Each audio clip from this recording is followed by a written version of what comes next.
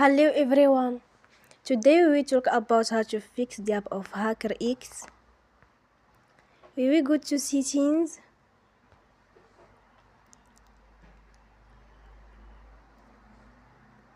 Then we click on apps.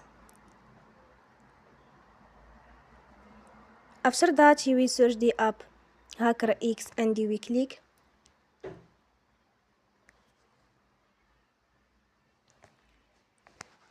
Then you will on for stop. After that we go to storage.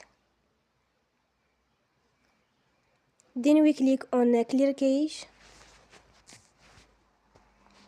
In the end, turn off your phone and you will recharge your phone again.